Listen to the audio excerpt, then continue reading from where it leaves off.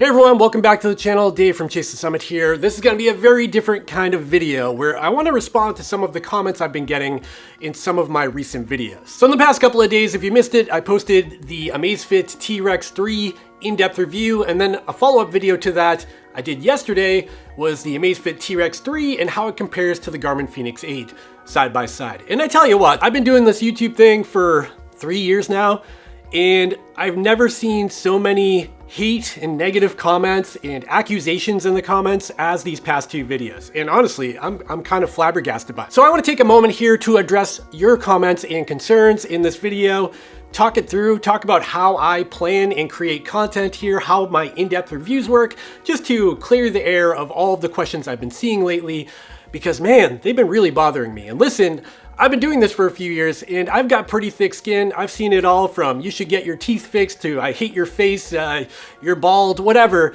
That stuff doesn't even bother me. But when you start questioning my ethics and how I do things and accusing me of being paid by brands, that stuff gets to me. And maybe I'm being too vulnerable here and probably giving those people exactly what they want, and they're probably gonna come back and post more stuff to get a rise out of me. But I need to make this video just for my own sanity. Before we move any further, if you're here to learn about the Amazfit T-Rex 3 or the Garmin Fenix 8 here, I'm not even gonna be talking about them in this video. If you wanna learn all about them, I have dedicated in-depth reviews on this channel where you can learn about them. And then I've got side-by-side comparison videos where you can learn how they compare. So go watch those if you want to learn about them. Here are for all the people out there that were leaving those comments. Okay, so first up, let's talk ethics and how it works here on YouTube for reviewers like me and just about every reviewer you watch out there, whether that be a cell phone, a camera, a laptop, whatever, it's all kind of the same deal. The way it works when you're a reviewer here on YouTube and you have some sort of audience, typically a brand is going to reach out to you to offer their product ahead of release so you can use it ahead of time, formulate your opinion, write a review, and then publish it on launch day. That's no different for me. If you watch my videos, you know typically my videos go live on launch day. That could be a brand like Garmin, Apple, Coros, Google, whatever. And all of these brands have something they call embargoes. Embargo means that you're keeping a promise that you're not going to share content about their product until the brand says you can. And typically they're going to give you a time and date. And that's why on launch day, you'll notice that every reviewer on the planet posts their reviews at the same time. And this process has been around for a long time with embargoes. Even before YouTube, it was magazines or newspapers, and even those people had the same set of rules. Even though I'm getting products early to test before they're launched, and even though I'm in contact with the brands, does not guarantee I'm going to give them an overly positive review.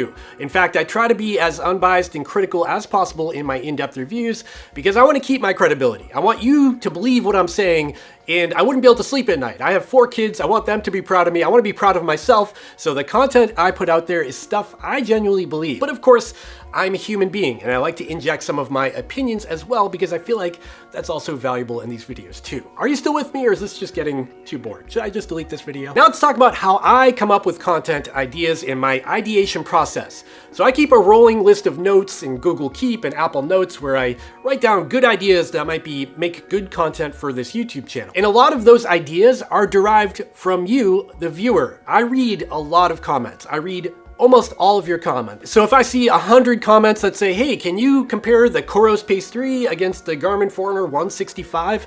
I know that's probably a good video idea, and that's something I'll take seriously and probably try to make. And that brings us back to the Garmin Fenix 8 and the T-Rex 3 content, because that's exactly what happened here. I posted my in-depth review of the Amazfit T-Rex 3, and I gave it a pretty positive review. So when I read through the comments of that T-Rex 3 video, I saw over 100 comments asking me to dive further and do an in-depth comparison between the Fenix 8 and the Amazfit T-Rex 3 to try to help you, the viewer, understand all of the differences between these two watches, because one is $280 and the other one is well over $1,000. So I took that feedback from you, the viewer, and then I went ahead and I created a side-by-side comparison video that I posted yesterday. And the funny thing about that in-depth comparison between the Fenix 8 and the T-Rex 3 is that I kept it pretty objective. Like, I literally just went through the spec sheet basically on both watches and then showed you examples of how they're different. However, the worst part is still to come, because after I posted that comparison video, that's when I started seeing these comments. Let me read a couple for you. Someone got a call from Garmin. LOL, what a sus follow-up video. It is a replacement for the Fenix at 1/4 the price. You're losing all your credibility. This is a super odd video from you, Dave. Come on, you can do better than this. This reeks so much of being got at by Garmin. Credibility just went out the window. And this list goes on and on. First of all, let me back up. Are you commenters even real? Or am I living in a bizarro world and these are all just bots from other companies trying to slander me? And if you are real, are you wearing a tinfoil hat? We're talking about watches here. We're talking about sport watches. And my job here on YouTube is to try to give you the information you need to make a purchasing decision. I'm not trying to tell you how to spend your money. I'm trying to give you facts. So let me just clear the air here. First of all, I have no affiliation with Amazfit or Garmin. I am in contact with their PR people just like everybody else out there doing reviews, but they don't pay me, they never have paid me, and I don't intend to take money from them ever. They do provide me with early devices for review, which is great, but that relationship ends there. And after I get a device in for testing, it's all up to me to decide what I'm gonna say in my final in-depth review. And that brand is not going to see the video before you see it. I don't give them a draft early, they don't have to approve anything. I get to say what I wanna say in my videos. That's the way it works. Another thing I saw in the comments quite a bit is that I was changing my mind in the Amazfit T-Rex 3. I was doing a 180, and that's not the case at all. In fact, I stand by everything I said in the Amazfit T-Rex 3 video where I gave it a glowing review. It is a great watch for under $279. It is not a $1,000 plus watch. So at that price point, it's a great device with good accuracy, a lot of features, and I think most of you would be happy with it. However, that doesn't change the fact that objectively, on their spec sheets, you can read them for yourself. I'm not making this stuff up or skewing any information. The Garmin Fenix 8 does have a lot of advantages, and that's why it's a more expensive watch. Now, does that validate the price point it's at $1,000 to $1,200? No, but also, if you don't like that price point, don't buy it. This is your money we're talking about here. If you don't have that kind of money and you only have 280 bucks to spend here in the USA, the Amazfit T-Rex 3 is also a great option. The Coros Pace 3 is also a great option. The fact is, there's a lot of great options out there. So hopefully this video helped you understand how I work, how Chase the Summit works, because this is a one-man shop and I'm kind of in my own bubble here and reading your comments alone in a room by myself, so they do get to me. Okay, this video is getting too long-winded and I'm just gonna wrap it up and give you a couple of things to think about. First of all, if you don't enjoy my videos and you question my credibility, which it seems like there's a few of you, please drop down below and hit the unsubscribe button and just hide my channel from your YouTube account.